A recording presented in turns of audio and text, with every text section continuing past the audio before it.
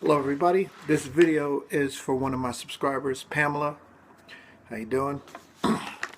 I'm making this video for you because you requested it, and wanted to talk about eBay fees. And in my hand is a couple of packages that I'm sending out that I sold this morning. It's pretty simple. Now, before I get into eBay fees, I want to talk about shipping labels and how to save money on postage, which you guys can see here. I have a few shipping labels printed. Now, usually what the post office does is if you print labels or you're a top rated seller, you get discounts. You also get discounts on fees when you reach a certain level on eBay. But in the beginning, just like I mentioned in one of my other videos, I have a video you might want to look up. It's a challenge to make your first $1,000 on eBay.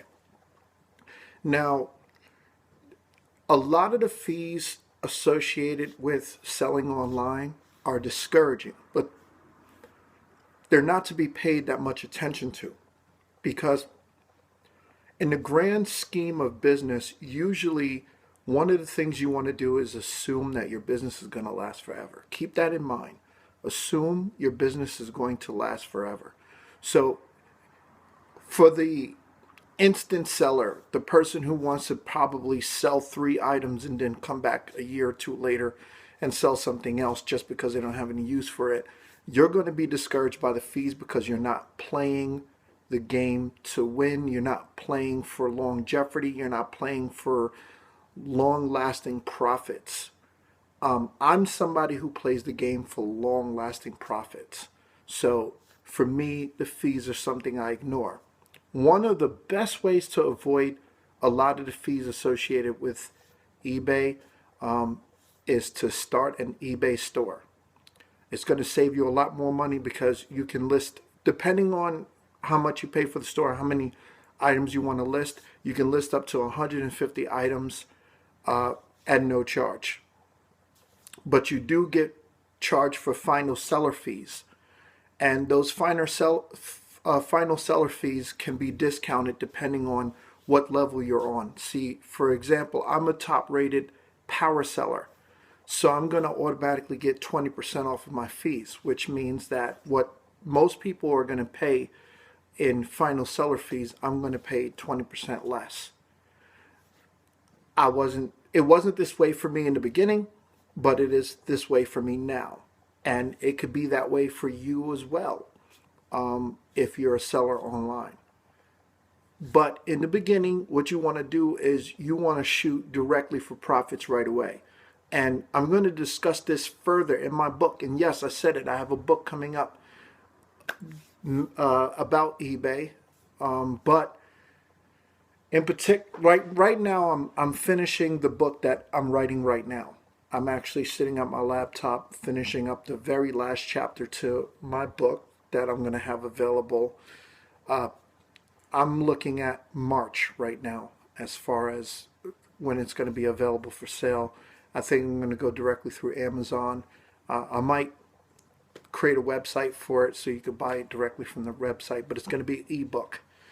And in that ebook, I'm going to have some hints. It's just basically self-help, and it's about character. It's about what you need to do to become more productive as a person. It's kind of like self-help genre. So look out for that too as well. I'm going to be promoting it like crazy when it comes out soon. And this year I want to do 3 books. So get ready for that.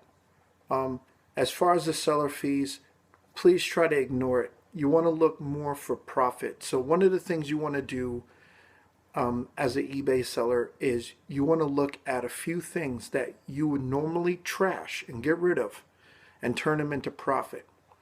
Your first $1,000 that you make on eBay should be a freebie.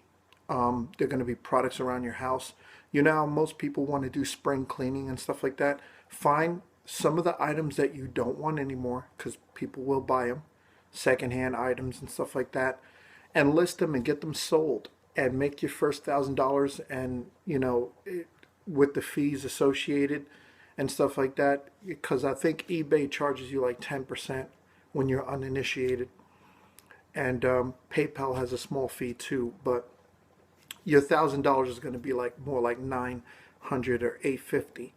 So what you want to do is, before you do arbitrage, which is basically going out there and buying items to sell and marking up the price so that you can make a profit, and you're doing this by, shopping for clearance items, of course. Before you do any resale arbitrage, you want to try to sell some of the things that you have in your home. Sorry. And also maybe some other family members who have some things that they don't have, that they don't need for, that they will throw away. Get to them before anybody else does. This is a strategy that I'm going to talk about in my book. Basically, you want to go around and tell everyone you know, that you're selling on eBay. And the reason why you want to do that is because a lot of people are going to surprise you. I've done this before. I'm telling you from experience. You're going to start getting phone calls. Oh, I have some stuff that I'm getting rid of. And then you're just going to go and pick up that box, and then you never know. I had people who have given me stuff that I've made hundreds of dollars off, and I didn't have to give them any money. They just handed it to me. Here, I have this stuff I don't want anymore. They do it anyway, because anytime people drop stuff off to Goodwill, even though it's for a good cause, 9 times out of 10, Goodwill is going to make an enormous profit off of those items that they're just giving away. So why not have, why shouldn't your family members help you out if you need it? Just get your business started. They're going to. So look out for that. I've had a lot of people give me stuff, items that they were going to, throw out. And I had a lot of fun making profit off of it. And I'm very thankful for it. So, and it got me going. Other than that, you want to try to ignore the fees and look at longevity. Maybe every year you want to launch your eBay business, but you want to find different ways to get items that you can sell for free. You'll find your niche, and you'll find what you're trying to really accomplish on eBay soon enough. But in the meantime, you just want to build up your resources and build up your income so that you can play the game for long term. Don't think short term.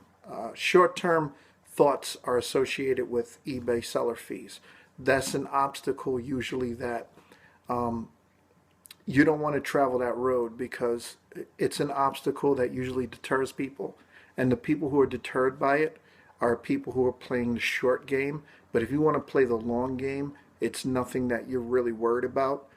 Everybody who is successful on eBay has to pay fees. It's just what happens. It's just part of the game. Not everybody can go out there and create their own business and set up digital distribution, which is what I call it, and have a lot of success with their own ideas. eBay is a good way to start. Maybe sometime when you got hundreds of thousands of dollars in business capital, you can start doing other stuff. But in the meantime, eBay is a great way to get started, and it helps you with building ideas and learning how to become a business person in general. So do consider that before you think too much about fees. Let nothing deter you. Get involved. Make some profit if you can. All right? And that'll be it for this video. Subscribe.